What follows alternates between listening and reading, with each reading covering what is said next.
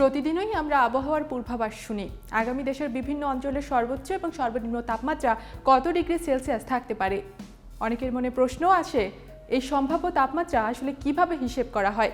বাংলাদেশের এই দায়িত্ব পালন করে আবহাওয়া অধিদপ্তর, যারা বৈজ্ঞানিক পদ্ধতিতে তাপমাত্রার পূর্বাভাস নির্ধারণ করে। প্রথমেই মাঠ পর্যায় থেকে তথ্য সংগ্রহ করা হয়। বাংলাদেশের বিভিন্ন জেলায় ছড়িয়ে থাকা আবহাওয়া স্টেশনগুলোতে প্রতিদিন নির্দিষ্ট সময়ের তাপমাত্রা, আর্দ্রতা, বাতাসের গতি ও দিক, বৃষ্টিপাত এবং বায়ুচাপ মাপা হয়।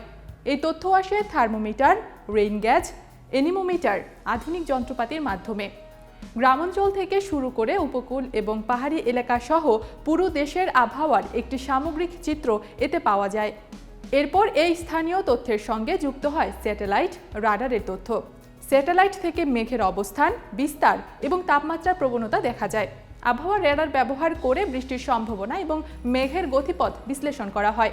বিশেষ করে ঘূর্ণিঝড় বা তাপপ্রবাহের সময় এই প্রযুক্তিগুলোর ভূমিকা অত্যন্ত গুরুত্বপূর্ণ। এরপর আসে কম্পিউটার ভিত্তিক বিশ্লেষণ। বাংলাদেশের আবহাওয়া অধিদপ্তর আন্তর্জাতিক আবহাওয়ার সংস্থাগুলোর সঙ্গে তথ্য বিনিময় করে। বৈশ্বিক আবহাওয়ার মডেল থেকে পাওয়া তথ্য কম্পিউটারে বিশ্লেষণ করা হয়। এই মডেলগুলো বাতাসের গতিবিধি, সমুদ্রের তাপমাত্রা, মেঘের ঘনত্ব এবং মৌসুমী প্রবণতা বিশ্লেষণ করে সম্ভাব্য তাপমাত্রার একটি পূর্বাভাস তৈরি করে। বাংলাদেশের ক্ষেত্রে বিশেষভাবে গুরুত্ব দেওয়া হয় মৌসুমী বায়ু, বঙ্গোপসাগরের অবস্থান এবং আশপাশের অঞ্চলের আবহাওয়ার উপর।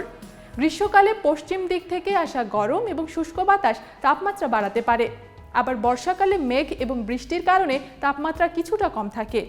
শীতকালে উত্তর দিকের ঠান্ডা বাতাস দেশের সর্বনিম্ন তাপমাত্রা নির্ধারণে বড় ভূমিকা রাখে। এইসব তথ্য একত্র করে আবহাওয়াবিদরা অভিজ্ঞতা এবং পর্যবেক্ষণের ভিত্তিতে সর্বোচ্চ এবং সর্বনিম্ন তাপমাত্রা নির্ধারণ করেন। তাই এটিকে নিশ্চিত সংখ্যা না বলে সম্ভাব্য বলা হয়, কারণ আবহাওয়া পরিবর্তনশীল। সামান্য বাতাসের দিক বদলায় বা মেঘের অবস্থান বদলালেই তাপমাত্রার তারতম্য হতে পারে। সবচেয়ে যাচাই এবং আপডেটের প্রক্রিয়া থাকে।